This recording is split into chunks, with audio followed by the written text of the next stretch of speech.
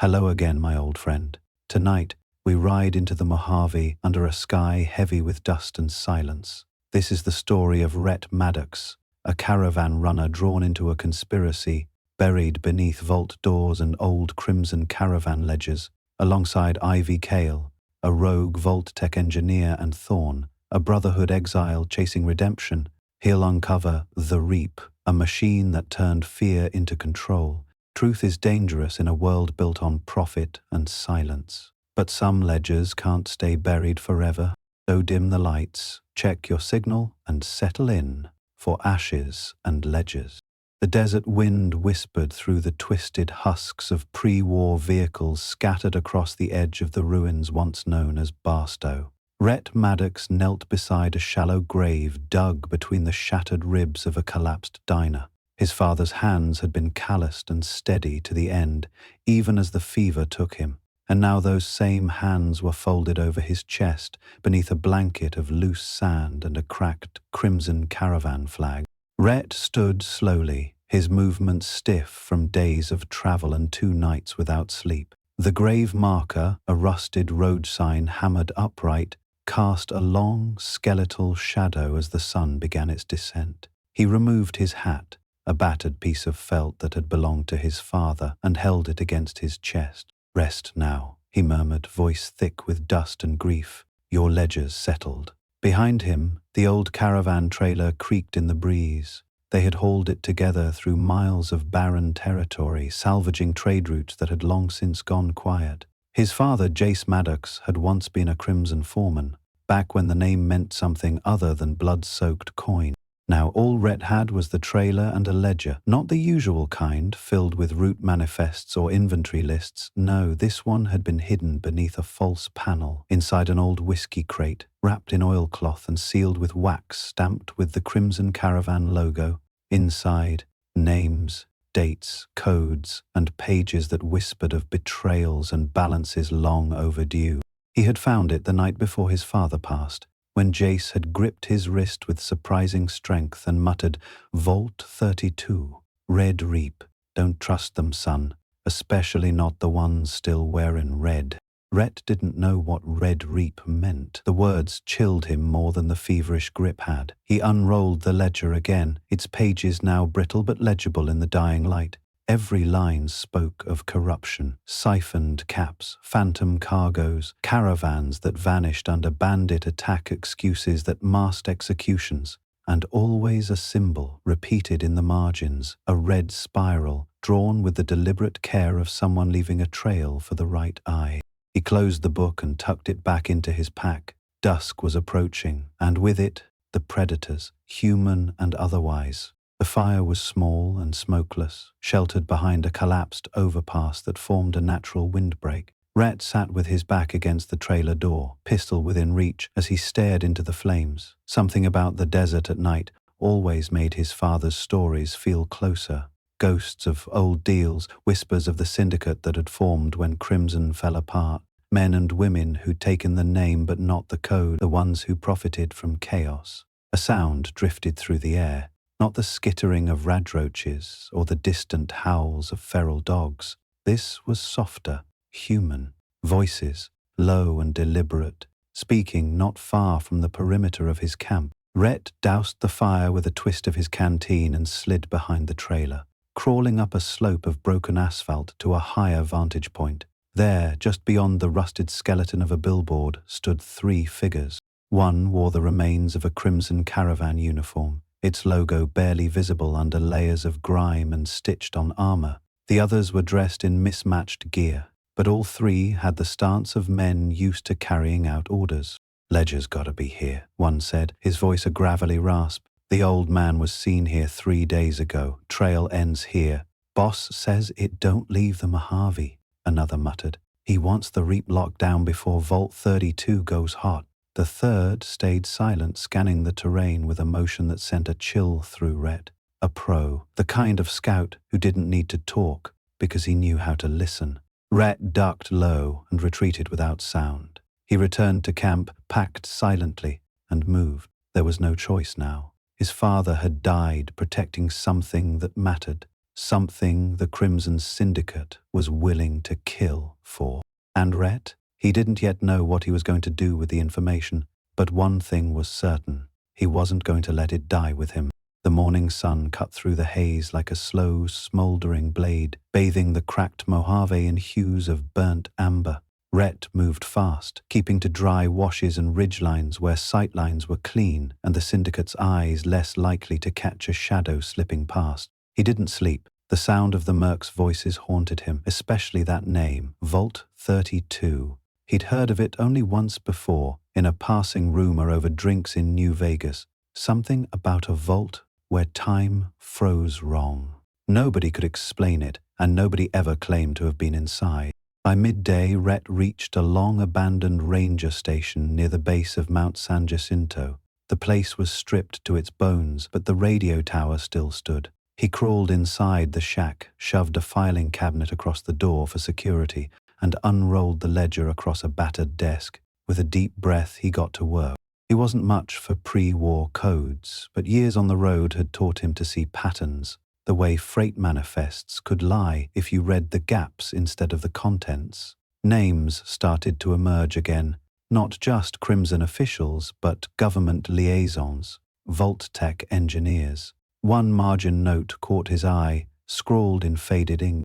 REAP results, 74% psychological compromise within 30 days, subject loss within tolerance. Next test site lock cap flow through Mojave East Hub. Rhett circled cap flow and Mojave East. That was a trade route, an old Crimson line that dried up years ago after a mysterious explosion in an outpost warehouse. People said raiders did it. Now he wasn't so sure. Among the notes was a string of radio frequencies with a handwritten note, Cradle's voice. Log decrypt begins at 300 loop. It was familiar. Cradle had been a code name for a voice-encrypted file system used by NCR operatives. Rhett had heard of it from his father, who said Crimson had their own version for black market archives. He waited. At exactly 300, he dialed in the lowest frequency listed. 89.7 on a scavenged ham receiver patched to the tower. Static at first, then a subtle shift. A human voice, distorted and buried in layers of hiss. Crimmon's not dead. It just changed uniforms. The REAP is a cycle. Vault 32 proves it. They harvest fear and trade in silence. The voice looped, then cut. Rhett sat back, heart pounding. This wasn't just trade fraud. This was deep, engineered psychological collapse. Vault experiments twisted into economic strategy. He didn't notice the approach until the door creaked behind him. He spun, pistol drawn, but the figure standing in the shadows of the broken window didn't flinch. "Relax," the woman said, lifting her hand slowly. "If I wanted to kill you, I wouldn't have knocked." She stepped forward, revealing a sharp face half obscured by a pair of dusty optics and a buzzed black mohawk. She wore a scavenged engineer's jumpsuit, Vault Tech blue with old patches torn away. "Ivy Kale," she said, "and I think you're chasing ghosts." Rhett didn't lower the gun. "How'd you find me?" "I follow signals," Ivy replied, tapping her temple. "And that one? You just broadcast it halfway across the Mojave. Cradle voice logs aren't as dead as you think." She stepped inside, gaze drifting to the open ledger. Her face paled. "You've got one of the originals." "Had help finding it," Rhett said. "My father." "Before they killed him," Ivy hesitated. "Then we both lost someone. My brother was part of Vault 32's build team. They told us it was a preservation vault, but it wasn't. It was a social entropy study. They fed in paranoia, cut off external feeds, and watched people unravel." She ran a gloved finger across a page. "See this symbol? The spiral? That's a red flag glyph. Only high-tier Crimson execs used it. It meant experimental clearance." Rhett finally lowered the pistol. "Why come to me?" "Because you're holding the kind of secret people kill for, and because I think I know where the next piece is." She reached into her pack and pulled out a charred data pack. After a few taps, it displayed a map, an area deep in the module with a blinking dot marked R11, C Nexus. "That's where they stashed the last data drop from the REAP," Ivy said. "If it's still there, it'll tell us what Crimson did after the vault shut down." Rhett looked at the map, then at Ivy. The firelight caught the edge of a scar running down her neck, too clean to be an accident. "And if we find it?" he asked. Ivy's expression hardened. "Then we decide if the Wasteland deserves the truth." The road to Depot Nexus was a scorched ribbon of ancient asphalt, strangled by sand and skeletal yucca. Rhett and Ivy travelled mostly in silence, their footfalls muffled by dust and detritus. Ivy's map proved accurate, though the closer they got, the more the land seemed to reject visitors. Strange silhouettes dotted the horizon, burned-out Brahmin carts, half-buried corpses wearing pre-war uniforms and rusted signage warning of restricted federal zones. By midday they reached the perimeter. The depot was a squat bunker pressed into the side of a ridge, marked by the charred remains of a pre-war watchtower. A faded placard still clung to a cracked concrete post. U.S. Department of Resource Allocation, Mojave East Hub, restricted efficiency through surveillance. Lovely motto, Rhett muttered, eyes scanning the slope. Ivy pulled a small scanner from her bag and ran it across the bunker's entrance. The device clicked, then buzzed. Still drawing power. Not much, but enough to fry us if we guess wrong. Rhett crouched beside the panel and examined the keypad. Vaulted standard issue, but with crimson Caravan override switches rigged along the edge. He'd seen these on old Caravan check stations. Crimson used them to monitor freight tags on vault-bound goods. "Think your codes work on this?" Ivy gave a thin smile. "If they don't, we'll both glow for a week." She punched in a code from the data pad and held her breath. The terminal chirped. A mechanical sigh followed, and the bunker doors groaned open just wide enough for one person to slip through. Inside, the air was stale and heavy with metallic decay. Emergency lighting flickered along the ceiling in red pulses, bathing the corridor in a dim, ominous glow. Ivy led the way, moving with the ease of someone who had crept through too many dead places. "Depot Nexus was supposed to be a data redundancy site," she whispered. "Vault-Tec and Crimson shared it secretly. Whenever a vault went dark, this place backed up logs, but not just logistics, behavioral data, mind-frame recordings." Rhett frowned. They were recording people's thoughts, patterns, habits, stress reactions, whatever they could convert to metrics. Her voice took on a bitter edge. "You think they built the vaults to save anyone?" They reached a door labeled Server Room A. Ivy tapped at a wall-mount terminal. "Still encrypted, but I might have something." Suddenly a low clattering echoed from deeper inside the depot. Rhett drew his sidearm. "Not alone," he whispered. "I'm working on it." Ivy hissed, sweat beading on her brow as she bypassed a corrupted lockout screen. The sound grew louder. Metal scraping concrete. From the darkness, something shuffled into view. At first glance it resembled a Protectron, but its frame had been modified. Extra limbs, salvaged from Mr. Gutsy units, jutted from its sides. Its faceplate bore the crimson spiral scorched into the steel. "I hate when I'm right," Ivy muttered. The bot emitted a burst of static, then spoke in a voice that crackled like broken glass. "Unauthorized personnel. Data integrity compromised. Purge protocol engaged." "Run!" Ivy shouted. They bolted down the corridor, the abomination lurching after them.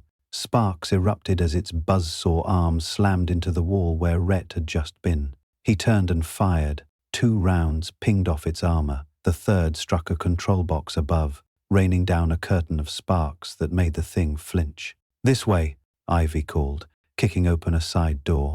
They ducked into a side room filled with data drives and ruined servers. Rhett slammed the door shut and wedged a metal rod through the handle. The bot outside scratched and hissed, but didn't follow, for now. Catching her breath, Ivy knelt beside a half-crushed server unit. "Help me dig this out. If we're lucky, the backup spool's intact." Together they cleared debris until Ivy let out a triumphant gasp. She yanked a cylindrical drive the size of a forearm from the wreckage and held it up like a prize. "It's encrypted," she said. "But this is it. Reap logs. Names, locations, failure rates, everything." Outside the scraping resumed, louder this time. "We need to leave, now." They sprinted through emergency corridors, bypassing the main route the machine had taken. Finally, they emerged into the scorching light, both panting and coated in dust. The doors sealed behind them with a clang. Rhett bent double, hands on knees. "That thing!" It's guarding the truth. No, Ivy said, watching the desert horizon. It's burying it. She held up the spool again, her eyes gleaming with something fierce. But now we've got it, and I know someone who can read it. Rhett looked at her, suspicion flaring. Who? She hesitated. A Brotherhood exile. Someone who used to work for Crimson's tech division before the war. He's got the tools and the mind. We find him next. Rhett nodded slowly, and just like that, their ghost hunt continued, deeper into the Mojave's bones, chasing echoes that refused to stay buried. The map led them east, toward the jagged cliffs beyond Nipton's ruins. Ivy's contact, a former Brotherhood scribe turned renegade, was last seen near Vault 32, the very site Rhett's father had mentioned in his dying breath. Vault 32 stood at the edge of a long-dead mining town, swallowed by shifting sands. It wasn't hidden exactly, but time had done a fine job of making it forgettable. Ivy spotted the access hatch before Rhett did, a rust-pitted slab buried halfway beneath a collapsed billboard for Nuka-Cola Quantum. Looks sealed, Rhett muttered, kneeling to brush debris away. Not for long, Ivy said, producing a segmented bypass tool from her satchel. It looked improvised, pieced together from scavenged Pip-Boy parts and an NCR radio unit. You built that? She nodded. After Vault 19, I learned not to trust the front door. This'll spoof a maintenance override. The lock released with a hiss. A groan of ancient servos followed as the circular hatch creaked open, revealing a long shaft leading into darkness. A faint hum echoed up from below. Power, impossibly still active. They descended the ladder, passing layers of grime and graffiti. At the bottom, a security station flickered with intermittent light. Ivy swept her flashlight across the walls. No bloodstains, no signs of breach or decay, just silence. The vault's interior was pristine. Every wall gleamed. Lights overhead buzzed softly in perfect rhythm. The smell was sterile, a mix of recycled air and the faint tang of ozone. Rhett had seen vaults before, some torn to shreds by generations of infighting, others overtaken by fungus or madness. But Vault 32 felt like time had stood still. This isn't right, Rhett said, scanning the corridor. Where are the inhabitants? Ivy glanced at a directory. Living quarters are 2 levels down, let's move. They moved cautiously, weapons drawn. At each intersection, monitors blinked to life, displaying smiling Vault-Tech mascots and vintage slogans. Happiness is obedience. Vault-Tech cares. Fear is a disease. We have the cure. But there were no people, not until they reached the commons. The doors slid open smoothly, revealing a large atrium filled with greenery. Hydroponic tubes lined the walls, feeding vibrant plants that climbed toward UV panels. In the center stood a gathering of people, men, women, even children, dressed in spotless Vault 32 jumpsuits. They turned as one, smiling with unnerving synchronicity. Visitors, a middle-aged man stepped forward, his face radiating practiced cheer. Welcome to Vault 32. I'm Overseer Lindell. You must be new transfers from the Vault-Tech Extended Community Program. Rhett glanced at Ivy. Extended what? She whispered. It's a lie. That program never launched. It was a cover for isolation experiment. The Overseer gestured warmly. Come, join us for dinner. The stew is fresh, and today's thought exercise has already been completed. You'll fit in just fine. Rhett's guts twisted. The people around them nodded slowly, their smiles unwavering, eyes too wide, too calm. They were acting. No, performing. Rhett followed Ivy as she walked toward the hydroponic wall, feigning interest. What do we do? Play along, she murmured, until we find the control room. A young girl tugged at Rhett's sleeve. You'll like it here. The noise is gone, and the dreams are quiet. He forced a smile and gently stepped back. The girl stared up at him, blinking slowly. They were led to the cafeteria, served bowls of unidentifiable but hearty stew, and seated among residents who spoke only of the weather, the health of crops, and philosophical puzzles. No one mentioned the outside. No one asked questions. Every statement was answered with affirmation and gentle nods. Finally, as a lull settled, Ivy leaned toward a resident and asked, Where's the vault's main frame? We were supposed to report to Central. The woman paused. A flicker, almost imperceptible, crossed her expression. Oh, that would be with Overseer Lindell. He handles all access to Central now. It's much safer that way. Rhett set his spoon down. How long has he been Overseer? The woman blinked. Since yesterday. Yesterday, Ivy echoed. And the day before that, and the day before. We're very lucky to have him. Rhett rose. We need to speak with him, now. That broke the illusion. All at once, the residents stood, not angrily, mechanically, as if the code that governed their civility had just been altered. Please return to your quarters, a robotic voice boomed from hidden speakers. Guests are required to observe evening protocols. The lights dimmed, doors locked with a hiss. They're not prisoners, Ivy said, eyes wide as alarms began to blare. They're participants in a simulation loop, repeating behaviors. It's not a community, it's a script. Rhett drew his sidearm. Time to rewrite it. Rhett shoved open the cafeteria doors, Ivy close behind. Behind them, the residents began to chant. Softly, rhythmically, order brings peace. Peace brings clarity. The harmony of their voices was like wind through a graveyard. Too perfect, too rehearsed. They're conditioned, Ivy said, breath tight as she sprinted beside Rhett. Every action, every word, stimulus response. Voltec perfected behavioral looping here. Perfected or perverted, Rhett snapped, taking a sharp left toward a hallway marked administrative. The path to the control room was lined with posters, smiling families, hopeful slogans, reminders to report unusual thoughts. But the lighting changed as they ran, from sterile white to unsettling blue, as if the vault itself were adapting, trying to disorient them. They reached the overseer's office. The door, sealed by an old retinal scanner, refused access. Ivy ripped open a side panel, her fingers a blur over the circuitry. Hurry, Rhett muttered, pistol drawn, as footsteps echoed from behind. A panel sparked. The door groaned and opened. Inside, the overseer's office was a clean, circular chamber centered around a gleaming, still captive terminal. Suspended above it, encased in transparent polymer, was an AI core, its surface webbed with neural nodes and flickering data strands. A plaque beneath read, Overseer Lindell Simulacrum Model Alpha 32. The mind of many, the hand of one. Ivy! Rhett breathed. He's not a man. No, he never was. She accessed the terminal and pulled up system logs. The screen came alive with walls of data, psych reports, mood tracking graphs, suppression alerts. Vault 32 was built for one thing, Ivy said, scrolling rapidly. Sustain a utopia under artificial psychological compression. Feed the AI every fear, every doubt, and let it tailor a perfect society. Rhett's jaw tightened. That's not perfection. That's control. She nodded. Exactly. And look here. Post-experiment reports were transmitted to Depot Nexus and Crimson HQ. Wait, Crimson? Caravan?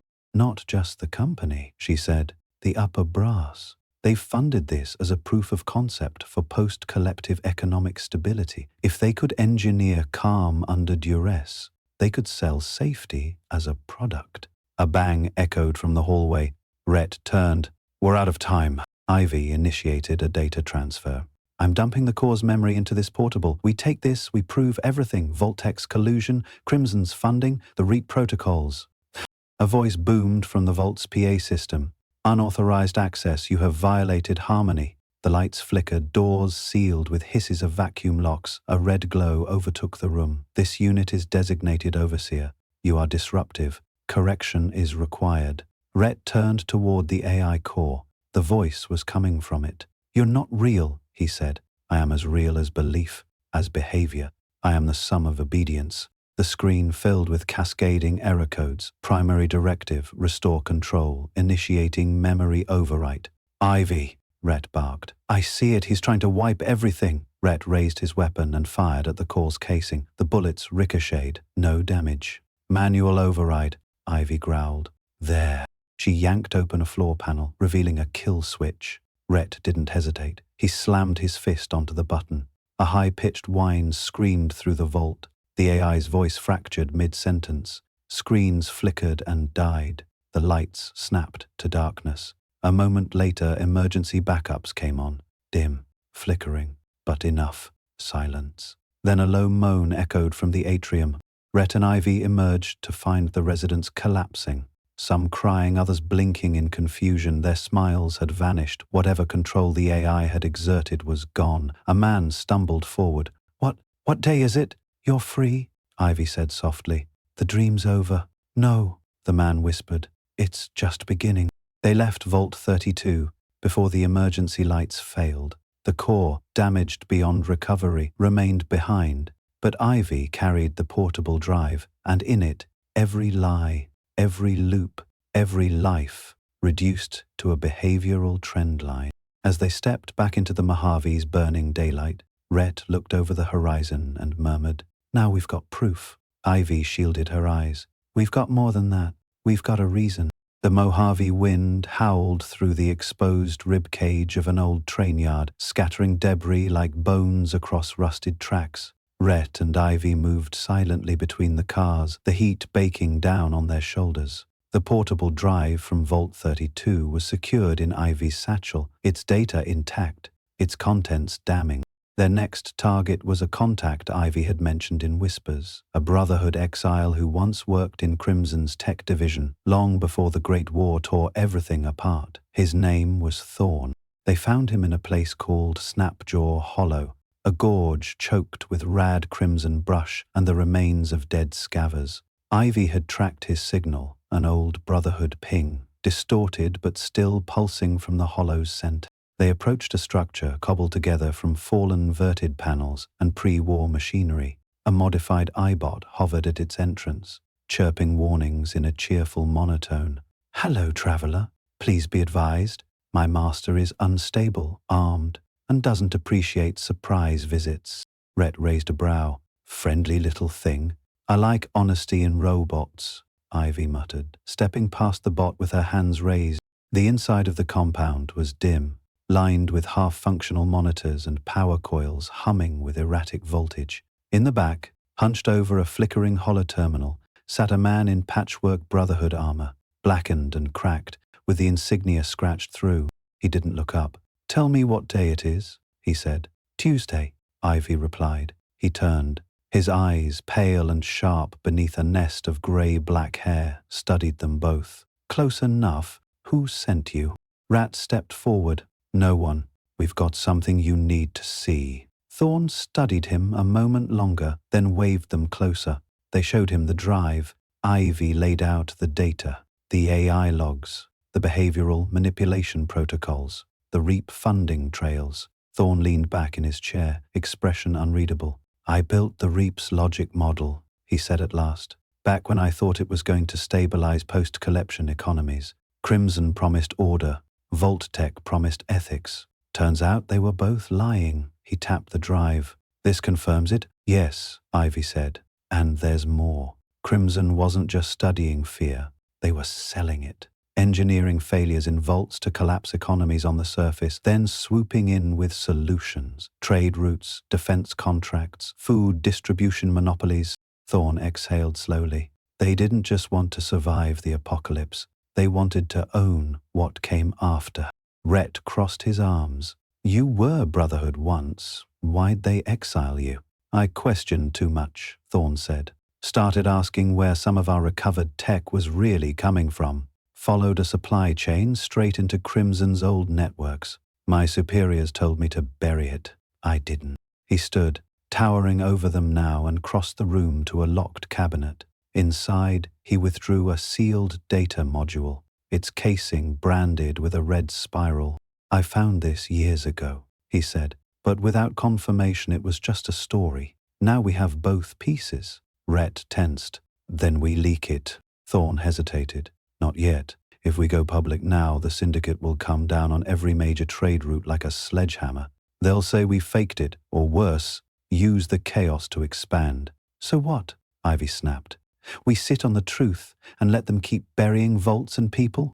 "No," Thorn said. "We expose them. But we do it smart. Hit their infrastructure. Leak this to the NCR, to the Brotherhood cells that still believe in law. Stir every hornet's nest until the syndicate can't move without being watched. Rat considered this. Then we start with their supply lines. Thorn gave a grim smile. I know just the place. He pulled a map from a drawer. Weathered, annotated, covered in faded ink and bloodstains. Depot Theta, he said, buried under an old Crimson distribution hub, used to coordinate incident response to vault malfunctions. Now it's their central archive. Crack it, and we crack their foundation. Ivy nodded. Let's burn their house down.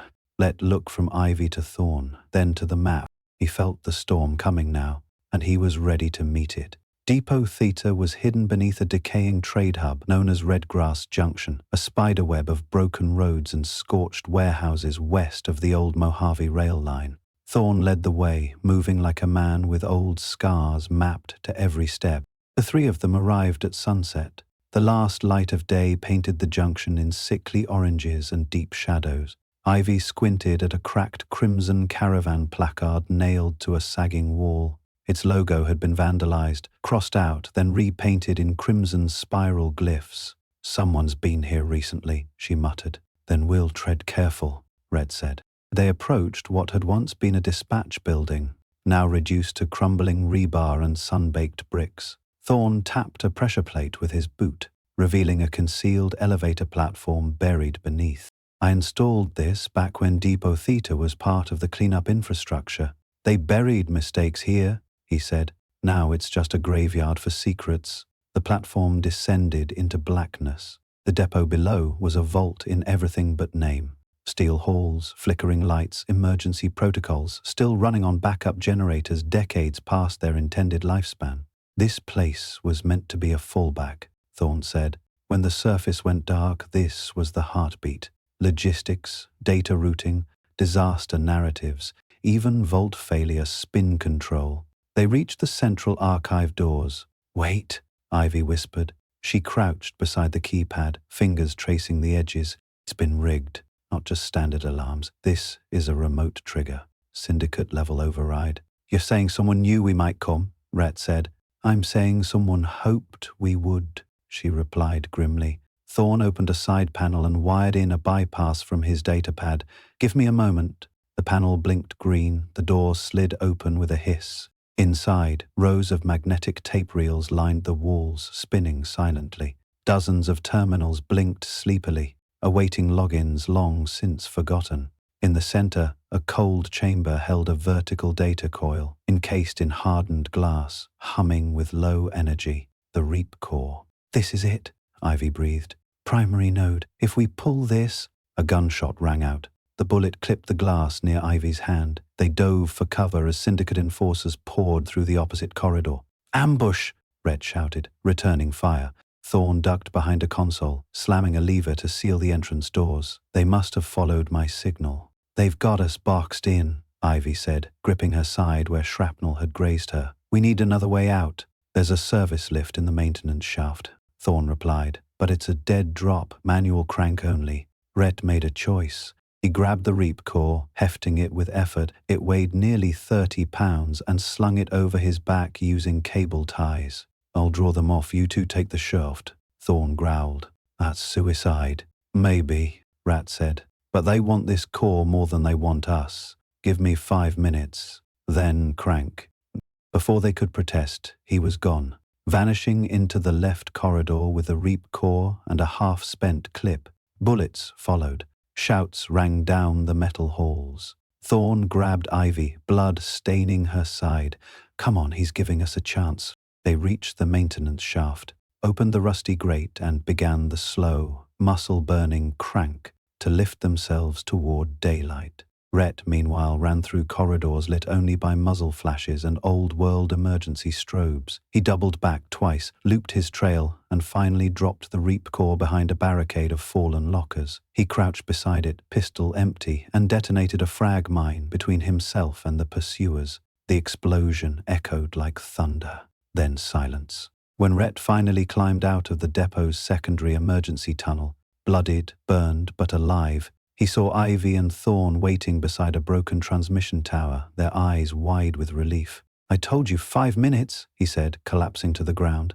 Ivy knelt beside him, relieved. "You kept the core?" He held up a thumb. "Wouldn't let the bastards have it." They didn't speak much after that, just the wind and the crackling of old comms gear, relaying a single thought. The Reap was real, and the world needed to know.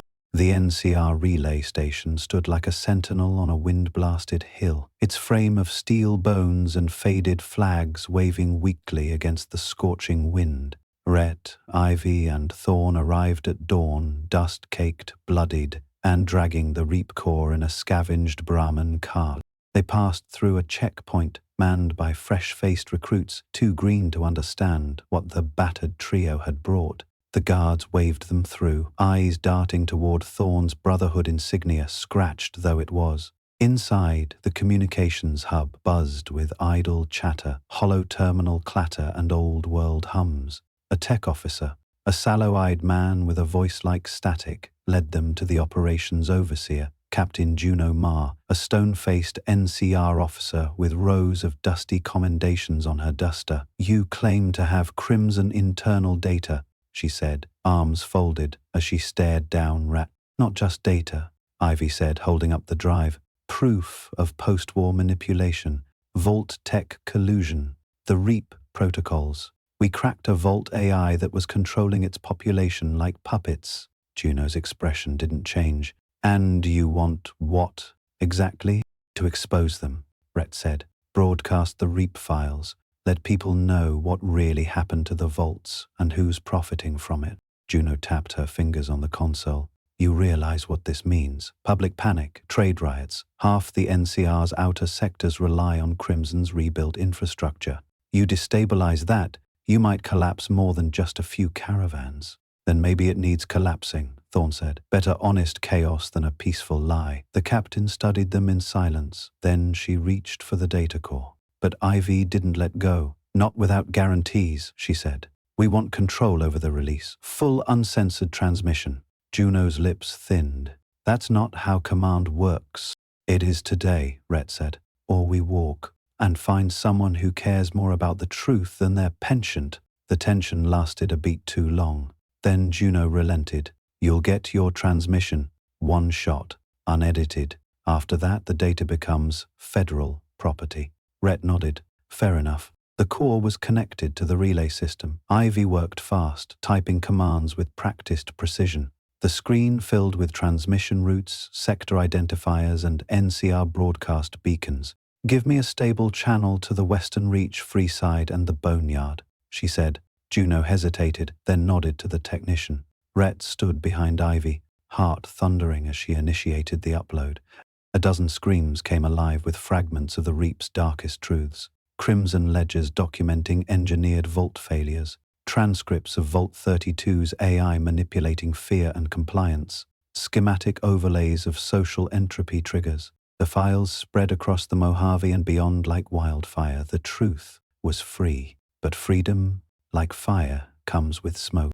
Hours later, the relay station received its first response. Encrypted messages from an NCR senator demanding the transmission be declared fake. Brotherhood fringe cells requested copies for internal review.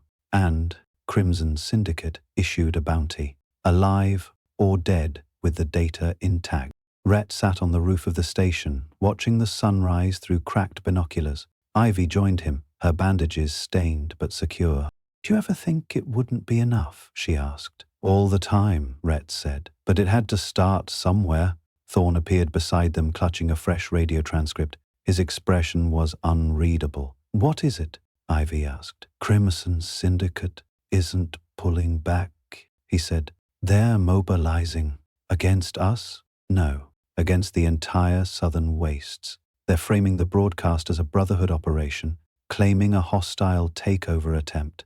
Rhett swore under his breath. "So they're spinning it." "They're Crimson," Ivy said. "Spins their trade." Thorn handed Rhett the paper. "They're staging something. Big. I know the signs." Rhett looked to the horizon, where the Reap had finally stirred the dust. "They're going to war." Nightfall brought a biting cold that swept through the Mojave like a blade. Rhett stood watch atop a rusted fuel tower at an abandoned outpost once used by NCR surveyors. Ivy and Thorn slept below in the remnants of a comms shack, fitfully and armed. The Reap broadcast had set the wasteland ablaze. Small towns were rioting, caravanners refused crimson contracts, Vault survivors, long silent, began emerging with their own stories. But just as many believed the transmission was a hoax, propaganda, Brotherhood, psyops. And now Rhett's group was being hunted not just by the Syndicate, but by frightened people who didn't want to lose their fragile peace. The crunch of gravel snapped him from thought. A lone figure approached the outpost, no weapon drawn, hands raised. Rhett aimed his rifle, wary. "Easy, stranger," the man called. "I come with a message." Rhett descended warily. The figure, a wiry courier in a tattered duster, reached into his coat slowly and produced a sealed envelope. It bore the crimson spiral, drawn in blood-red wax. Rhett opened it. "Rhett Maddox, you're a man of trade. You understand value. You've disrupted something vital, but it doesn't have to end in ash. Come to Black Hollow. Midnight. Come alone. Let's discuss futures." Rhett turned the paper over. No trap, just a call to parley. "What is it?" Ivy asked, emerging with bleary eyes and her weapon raised. "Invitation," Rhett said. "From the Syndicate." "You're not going." "I have to." "You don't? They'll kill you." Thorn joined them, scowling. "Or worse. Flip you. Make you the fall guy." Rhett held up the letter. "If they're reaching out, they're scared. That means leverage. I want to know what kind." Ivy stared at him. "Then we go with you." "No," Rhett said. "If I don't walk in alone, they won't talk. I need you both watching from the ridge. If it goes bad, burn the place to the ground." Black Hollow was an old, pre-war trading post, built into the side of a canyon, ringed with broken radio towers and spotlights that hummed like wasps. Rhett entered at midnight under a moonless sky, his breath fogging in the cold. Inside the canyon, a bonfire crackled. Around it stood Syndicate guards in red scarves and salvaged combat armor. They didn't move as he approached. At the fire, seated on a folding chair like a man sipping whiskey on his front porch, sat Leighton Dar, the alleged head of the Crimson Syndicate. He wore a silk vest over ballistic weave, his white hair slicked back, eyes sharp and amused. "Mr. Maddox," Dar drawled, "your father would have hated this." "You knew him?" "Knew of him. He was loyal, until he got soft." Rhett kept his face still. "Why call me here?" "Because unlike the fools running scared, I believe in conversation." Dar poured 2 drinks from a silver flask, offered one. Rhett didn't take it. "I've read your little broadcast," Dar continued. "Impressive. Painfully accurate, but wildly incomplete. I'm listening." Crimson wasn't a monster. We were visionaries. We saw the collapse coming. We planned for survival. Vault-Tec used people like lab rats. We wanted to control the fallout, bring order to the ashes. "Order through engineered terror," Rhett snaps. "Fear is efficient," Dar said calmly. "Fear keeps cities from tearing themselves apart. You killed thousands. We saved millions. They just don't know it yet." Rhett clenched his fists. "Why am I here?" "Because we're offering you a seat at the table. Crimson's about to consolidate. New alliances, new order, with you as a symbol of redemption. We'll call it reconciliation. You retire, we clean up the mess. The wasteland stabilizes. And if I refuse," Dar's eyes darkened, "then you become the villain who betrayed trade peace, the outlaw whose lies caused innocent towns to starve." He leaned in. "We'll write the story. We always do." Rhett looked at the fire, then at the canyon walls where Ivy and Thorn waited with rifles aimed. "I'll think about it," he said, and he left. The divide greeted them with silence. Not the peaceful hush of the Mojave's midnight wind, but the heavy, suffocating quiet of a place that had forgotten sound. Ivy, Rhett, and Thorn moved through broken canyons and lands split by cataclysm, their boots crunching ash and powdered concrete. Black Hollow had been a message. The Syndicate wanted to control the narrative. Rhett's refusal made him dangerous. Now they sought something more dangerous still. Project Walker, a pre-war economic algorithm buried beneath the divide in a hidden facility called Echo Depths. Thorn had discovered it years ago, but only now did it make sense. Crimson's real plan hadn't ended with vaults. It had ended here, with predictive conquest. Echo Depths was half collapsed, its metal bones exposed by earthquakes and scorched winds. The entrance, hidden behind a faux cliff face, required 3 biometric failsafes. "I never thought I'd come back here," Thorn muttered, placing his palm against the first scanner. The door hissed open. Inside, the air was thick with the scent of ozone and dust. The lights flickered to life in patterns, like the place had been waiting. Terminals came online, revealing maps, data flows, and projections of post-war economic conditions across NCR, Legion remnants, and the Mojave. Walker wasn't just a model, it was a sentient market engine. "God," Ivy whispered, "it's still running." Rhett approached the central console. "What is it calculating?" "Survival," Thorn said, "but not individual survival, market survival. It calculates which regions to destabilize, where to stage false scarcity, which vaults to exploit for labor, which raider groups to weaponize for controlled chaos." A monitor blinked, then spoke. "Inja registered, Crimson IDE authored, scenery, Mojave stabilization via indirect control." A 3D map of the Mojave lit up. Dots marked caravans, vaults, resource caches. Arrows indicated syndicate influence spreading through sectors like veins of poison. "They're not just reacting to the broadcast," Ivy said. "They're following this. Walker is the brain behind the Reap, behind Crimson's whole second life." Rhett stared at the terminal. "Would you like to simulate a suppression strategy?" it asked. He stepped back. "It's asking if we want to play God." "It was God," Thorn said.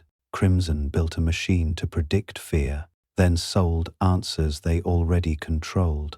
A warning light blinked on the console. "Unauthorized uses. Detected. Remote observation. Active. Counter-machiners initiated." "They know we're here," Ivy said, scrambling to disconnect external feeds. Too late. Explosions echoed from the upper halls. "They've got a remote kill team inbound," Thorn growled. Grabbed the main data crystal from the Walker core, encased in thick Plex alloy glowing with encoded pulses. "We take this, and we run." The trio scrambled through auxiliary tunnels, the facility collapsing behind them. They emerged into the divide's night as syndicate VTOLs soared overhead, searchlights scanning. Rhett clutched the data crystal. "We've got their God now," he said, breathless. "And they'll burn the world to get it back," Ivy replied. They didn't stop until morning. The divide faded behind them, replaced by broken plains and rust-scoured valleys. They traveled in silence, the wind tugging at their coats, the sky above them heavy with dust.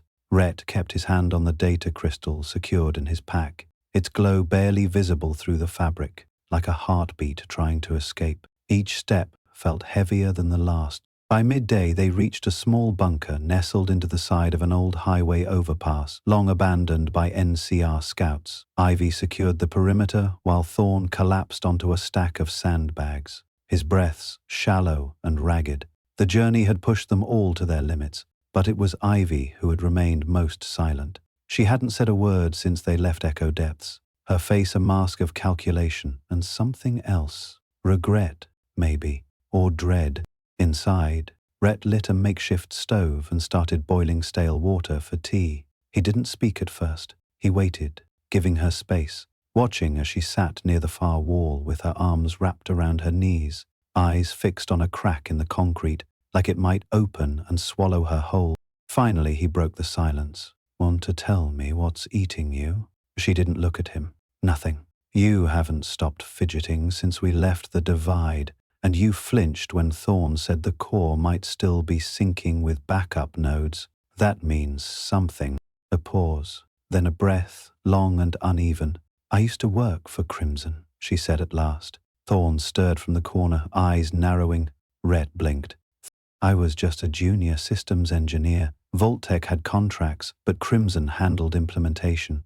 They assigned us to interface REAP protocols with dormant AI systems. I thought I was helping preserve societal models, prepping contingencies for post-war rebuilding. Her voice faltered. Then we got sent to Vault 72, a test vault. Rhett sat down slowly. Ivy, what happened? Lee ran simulations on families, fed them scenarios, radiation leaks, food shortages, betrayal drills. REAP watched them, adjusted environmentals, inserted false authority figures, me included. I became a face in their behavioral loop. I watched a mother suffocate her child because she believed he'd been compromised. Ivy looked up now, eyes glassy, and I documented it. Thorne said nothing, but his jaw clenched. They told me it was for science, that every vault was a learning lab, that the data would help future generations, but it wasn't. It was profit. Crimson sold the outcomes, groomed the survivors as workforce templates, tested stress tolerance for post-war labor pools. I quit. I thought I left it behind. Rhett was quiet for a long time. The only sound was the soft hiss of the stove and the creaking of wind against the metal door. Why didn't you tell me? Because I wasn't sure you'd still trust me, she said. Because you lost your father to this, and I was part of making it happen, even if I didn't know. Rhett leaned forward. You left. You exposed them. You've risked everything for this truth. That's what matters. Thorne stood then, walked across the bunker and handed her a folded piece of cloth. It was an old Brotherhood armband, black with the emblem burned out. Guilt means you still have a soul, he said. The Syndicate doesn't. They'll kill to keep people asleep. You chose to wake them. Ivy accepted the cloth, her hands trembling. We still have the data, Rhett said, and we still have a chance to finish this. She nodded. There's one last node left, Crimson's central nexus. The Syndicate's real brain isn't in a vault. It's in a city. Thorne's voice was grim. New Vegas. Rhett exhaled slowly. Then that's where we end this. New Vegas rose from the desert like a glittering mirage, towering neon signs, salvaged opulence, and the scent of electricity in the air. Beneath the glamour, however, something darker pulsed. The Strip still thrived under a fragile balance of power, but Crimson's presence was thick here, woven into every contract, casino vault and merchant ledger. Rhett, Ivy, and Thorne arrived just after dusk, slipping in with the flow of caravans and pleasure seekers. Their packs were light, but their purpose heavy. Their destination lay beyond the Strip's main attractions, a sleek high-rise once owned by a pre-war tech firm, now retrofitted as the Syndicate's Mojave Regional Exchange. Officially, it handled merchant records, tariffs, and Crimson Caravan's recovery initiatives. Unofficially, it was a command center where data flowed, orders were issued, and surveillance bloomed from hidden nodes across the entire region. Inside a safe house above Freeside, Ivy laid out the infiltration plan on a dusty projector screen.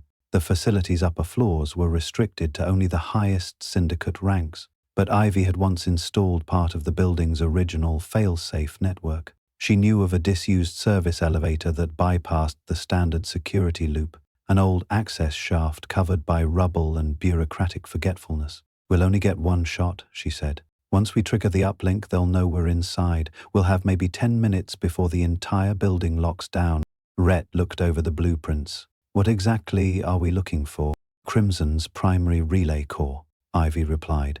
Every decision they've made, every lie they've spun, is mirrored there. And if the Walker AI is still active, we can use it.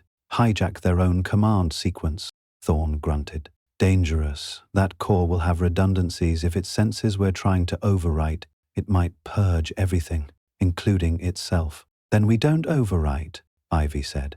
We mirror it, download the complete archive to a secure capsule, then send a delayed burst transmission through the Strip's casino relay systems, spread the truth across every major frequency. Untraceable. Rhett nodded. Let's hit them where it hurts. They waited until the neon buzz dipped with the Strip's nightly power shuffle, a 15-minute window where generators cycled and security rebalanced. Then they moved. The service elevator shaft was buried behind a shuttered maintenance depot.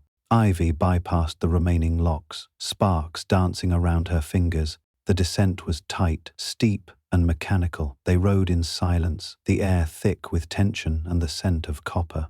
The elevator opened into a pristine white hallway, far too clean for the Wasteland. Holographic panels pulsed silently. Syndicate logos rotated in the air like corporate ghosts. They moved quickly, ducking past motion sensors and automated checkpoint gates. Ivy led them through the inner core, her path deliberate. Finally, they reached the server vault. It was a massive chamber of glass and chrome, humming with energy. In the center, suspended in an electromagnetic ring, floated the core walkers. Mojave brain. Data streams lit the room like lightning. Ivy rushed to the control station, fingers flying over keys, initializing mirror sync, rerouting external signals. Rhett kept watch near the entrance, pistol drawn. Thorn sealed the outer door behind them and welded it shut. Then the room spoke. Identities recognized. Ivy Kale, Thorn Alton. System altered detected. Initiating protocol. Sovereign null. The lights turned red. Locks engaged. The air grew hotter. "I'm losing the link," Ivy shouted. "It's trying to flush itself." Rhett looked at the core. "Can we shut it down?" "Not without destroying the archive." Thorn stepped forward. "There's a manual bypass. If I trigger it at the main splice, you'll be inside the surge field," Ivy said. "You won't make it out." He smiled faintly. "Then it's a good thing I've got nothing left to lose." Before they could stop him, Thorn ripped the side panel from the relay chamber and stepped inside. Sparks exploded across the room as he plunged his hand into the control nexus and twisted the final override. The system screamed, lights burst, but the mirror sync completed. "Data capsule is secure," Ivy whispered. "He did it." Thorn didn't respond. Rat stepped forward, pressing a hand to the glass, watching the lifeless figure inside as the servers cooled. He swallowed hard, then turned away. "We finish this," he said. The strip's lights were still blazing when Rhett and Ivy emerged from the service shaft. Behind them, the high-riser's core flickered like a dying eye, its circuits fried, its secrets liberated. Thorn's sacrifice still pressed against their chests like a stone. Neither spoke as they crossed Freeside under the glow of flickering signage and drunken laughter. The city hadn't noticed yet, but it would. They reached the safe house just before dawn. Ivy powered up the backup transmitter Thorn had modified during their descent, an old pre-war radio kit wired into a New Vegas casino's private broadcast line. From there, the signal would pulse across 3 separate relay chains, bouncing off towers, couriers, and forgotten frequencies. No single source, no single target, just truth, uncaged. As Ivy locked the capsule into place, Rhett stood at the window, watching the city breathe. "Do you think it'll change anything?" he asked. She didn't answer right away. Instead, she flipped the final switch and watched as the signal loaded, compressed, and synced with the burst relay. "It'll change everything," she said softly. "Or it'll change nothing. But either way, they won't be able to say they didn't know." The transmitter pinged. "Unturned complete," broadcast initiated. Across the Mojave, speakers crackled, radios buzzed, terminals flickered to life with messages they were never meant to display. And then came the voices. Confessions extracted from manipulated vault residents. Crimson Syndicate memos discussing planned shortages and staged raider attacks. Walker's predictive flowcharts outlining optimal human despair patterns for maximum economic yield. Overseer Lindell's cold tone echoing from Vault 32's archives, describing behavioral normalization through reward deprivation cycles. Truth poured out like blood. In Shady Sands, an NCR senator collapsed at his desk. In a new Reno cantina, a group of ex-vault dwellers wept as their childhood traumas were validated. At a Caravan checkpoint in Barstow, guards refused Crimson cargo for the first time in 20 years. And on the Strip, Leighton Dar stood in a penthouse suite, whiskey untouched, watching as the red lights of the Syndicate Tower blinked out one by one. "You clever little bastard," he whispered. Down in the streets, chaos simmered. Some cried for revolution. Others screamed for order. Still more covered their ears, begging the world to go back to sleep. In the safe house, Ivy slumped against the wall, exhausted. "It's done," Rhett sat beside her. For now. She looked at him.